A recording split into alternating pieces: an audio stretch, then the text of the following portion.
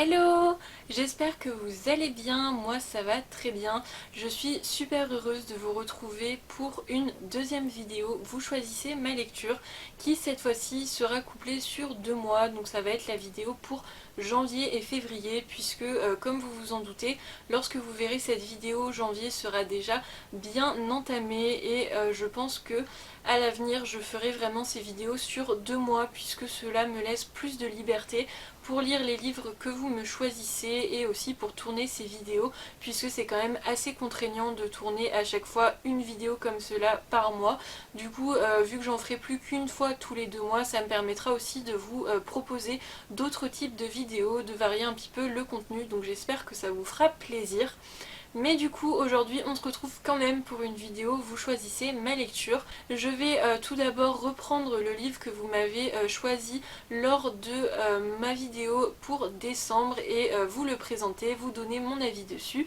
Et ensuite comme d'habitude je vous ferai un tirage au sort de 3 romans au hasard dans ma pile à lire grâce à l'application Livre Addict et je vous permettrai de voter pour celui que vous souhaitez me voir lire au mois de janvier-février dans les commentaires comme d'habitude. Mais du coup on commence par le roman que vous avez le plus plébiscité lors de ma dernière vidéo. Il s'agit de celui-ci, donc c'est Je te hais passionnément, écrit par Sarah Wolf et publié chez les éditions Pocket Jeunesse. C'est le premier tome d'une trilogie dont j'avais entendu beaucoup de bien. Malheureusement avec moi ça a été une petite déception et je vous explique tout de suite pourquoi. Tout d'abord, je vais vous refaire un très rapide résumé de ce roman. Ici, on va suivre Isis Blake, qui est une jeune femme de 17 ans, et son objectif, c'est de ne jamais retomber amoureuse, puisque dans le passé, elle a été très blessée par l'amour. Et elle va arriver dans un nouveau lycée et décider de se faire un petit peu toute petite pour ne pas se faire remarquer. Mais c'est sans compter le fait que lors de sa première soirée, elle va mettre son poing dans la figure de Jack Hunter, l'un des garçons les plus populaires du lycée, surnommé le Prince de Glace. Va donc s'en suivre une guerre sans merci entre les deux protagonistes. Du coup, comme je vous disais, ce roman a été une petite déception puisque déjà j'en attendais beaucoup, j'avais entendu extrêmement de bien sur ces romans, beaucoup de coups de cœur, quasiment que ça, et au vu des avis très élogieux, je m'attendais moi aussi à être totalement emportée par ce roman et malheureusement ça n'a pas été le cas. Tout d'abord, ce qui est quand même à noter, c'est que ça se lit assez vite, il est quand même assez court le roman, il fait voilà, quelque chose comme presque 350 pages, mais c'est écrit assez gros, les chapitres sont plutôt courts, ce qui fait que la lecture est très dynamique et que franchement on ne s'ennuie pas. Ça c'est un bon point, c'est aussi extrêmement addictif puisque l'autrice y a introduit une sorte un petit peu de mystère sur le passé des personnages principaux, ce qui fait qu'on veut absolument tourner les pages au plus vite pour découvrir ce qu'il en est, même si les mystères ne sont pas du tout tous découverts à la fin de ce premier tome. Il faudra, je pense, attendre la fin du 3e tome pour que tout soit résolu, qu'on connaisse tous les mystères, ce qui fait que ça donne très envie de lire le tome 2. Et malgré ma déception, ce sera ce que je ferai.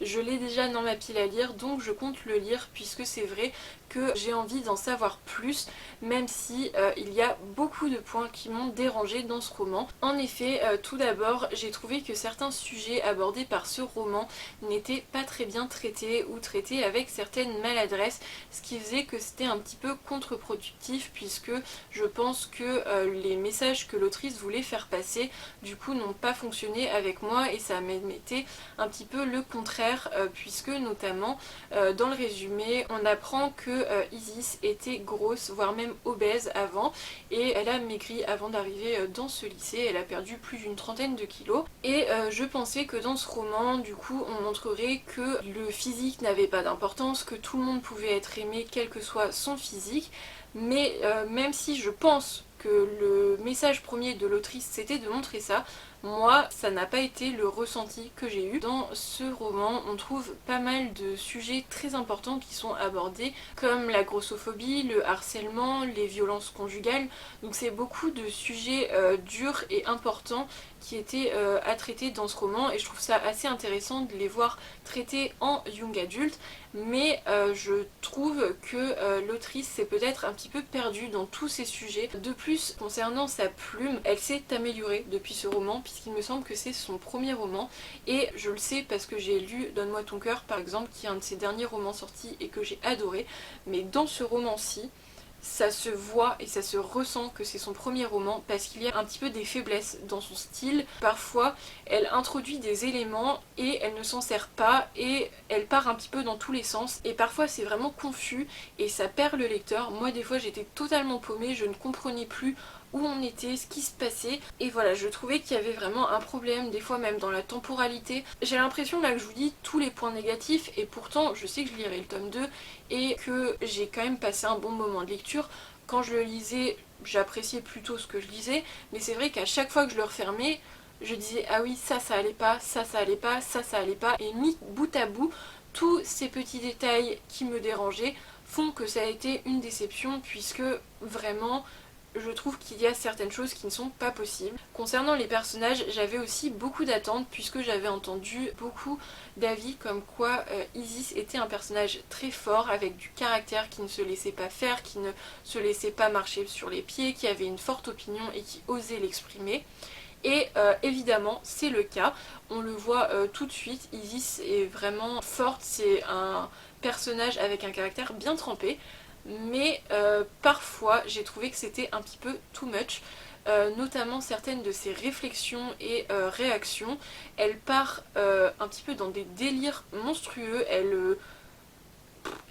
vraiment, j'ai pas compris, à certains moments ça en devenait presque risible, tant c'était pas crédible la façon dont elle réagissait. Donc c'est vrai qu'il y a pas mal de petites choses qui fait que ça m'a sorti un peu de ma lecture, parce que je trouvais, voilà, manque de crédibilité, manque de profondeur, manque de lien entre certains éléments, et aussi manque de justesse dans certains propos, ce qui fait qu'au final, même si le roman était globalement plaisant, que c'était addictif, qu'il y a des mystères et que les sujets qui sont abordés sont intéressants, mais malheureusement pour moi ne sont pas bien traités, ça fait que voilà, ça a été une déception et je trouve ça très dommage parce que j'en attendais beaucoup. Donc voilà pour mon avis sur ce premier tome de cette trilogie. Après, c'est vraiment mon avis très personnel. Si vous l'avez lu, je ne remets en rien votre jugement sur ce roman. Si vous l'avez adoré, tant mieux pour vous. Également, si vous l'avez dans votre pile à lire ou s'il vous tente, ne vous arrêtez pas à mon avis, puisque je sais que c'est un peu une unpopular opinion, puisque j'ai vu quasiment que des avis positifs sur ce roman. Donc c'est à se demander si c'est moi qui ai un problème. Mais après, bon, je ne vais pas vous mentir en vous disant que j'ai aimé ce roman parce que tout le monde l'a aimé, ce serait débile. Je vous donne mon avis, même si c'est vrai que là, il détonne par rapport aux avis des autres. Donc voilà, ne vous arrêtez pas à mon avis, mais en tout cas, vous le connaissez maintenant.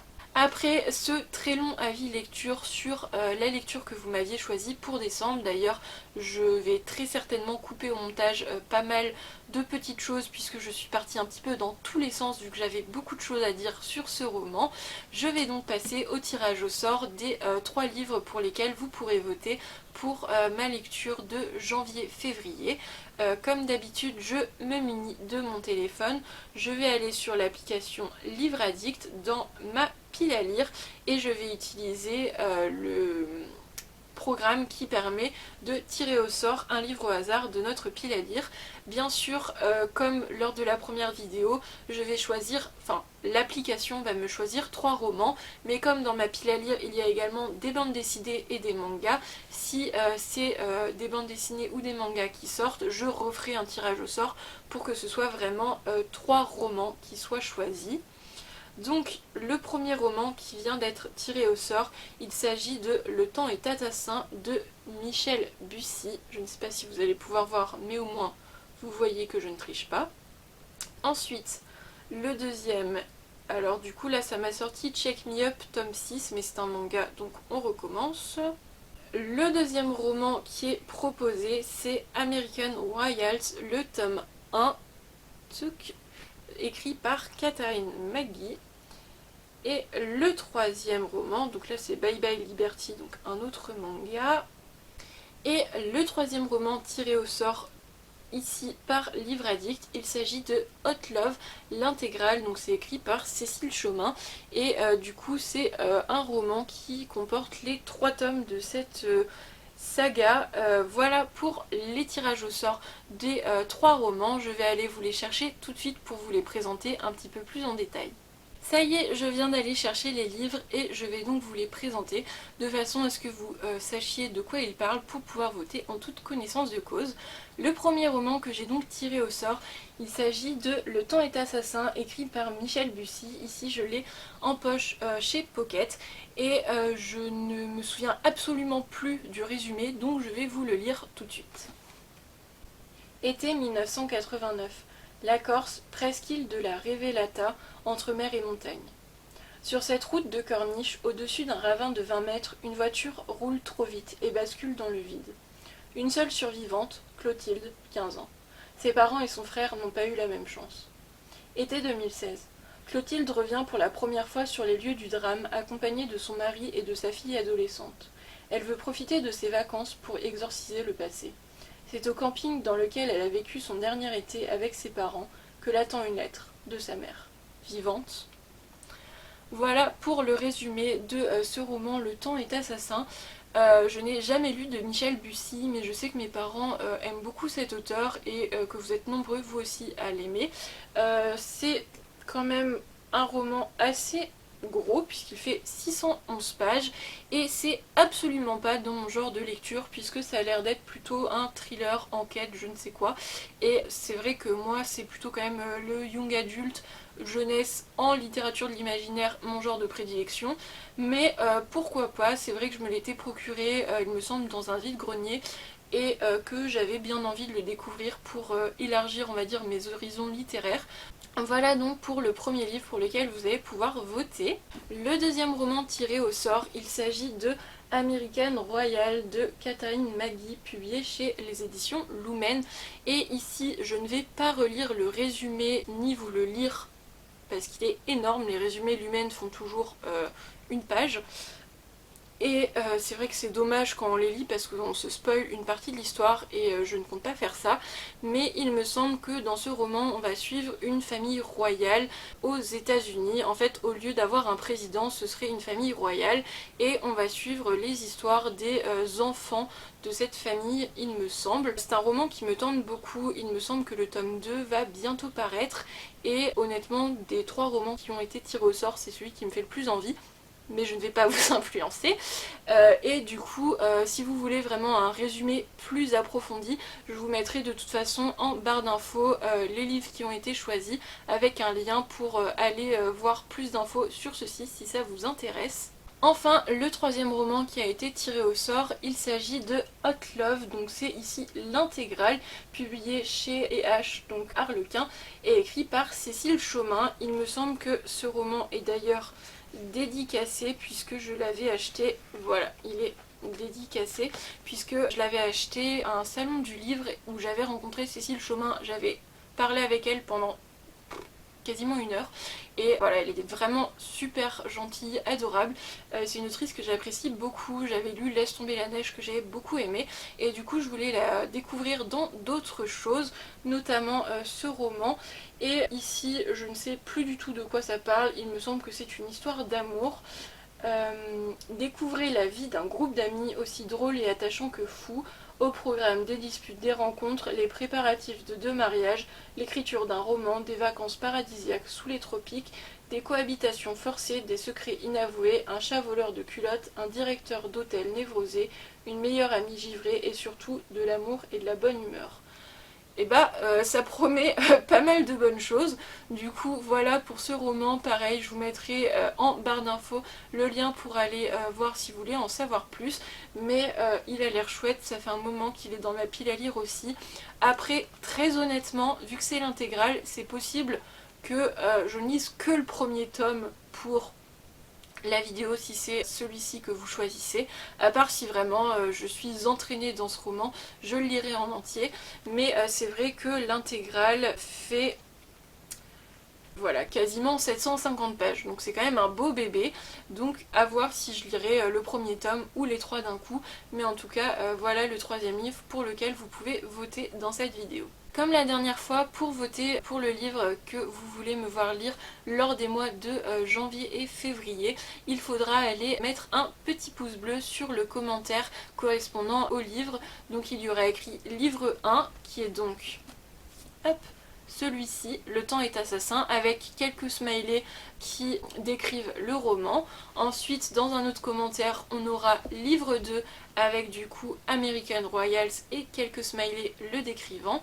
Et pour finir, encore dans un autre commentaire, il y aura livre 3 qui correspondra du coup à l'intégrale de Hot Love et avec aussi quelques smileys décrivant le roman. J'attends vos votes avec impatience, j'ai très hâte de découvrir le livre que vous souhaiterez me voir lire. J'espère aussi que mon avis sur le roman Je te hais passionnément vous a plu, même si c'était un avis d'une lecture mitigée. En attendant une prochaine vidéo, moi je vous fais plein de gros bisous. N'hésitez pas à mettre des commentaires en disant si vous avez lu certains des livres que je vous ai présentés. Vous, si vous avez lu Je te hais passionnément, ce que vous en avez pensé. Et également à partager la vidéo sur les réseaux sociaux si elle vous a plu. Ça permet de faire grandir la chaîne et c'est toujours super cool. N'hésitez pas aussi à mettre un petit pouce en l'air et à vous abonner si ce n'est toujours pas fait. Et moi je vous fais du coup de très gros bisous. Bye bye!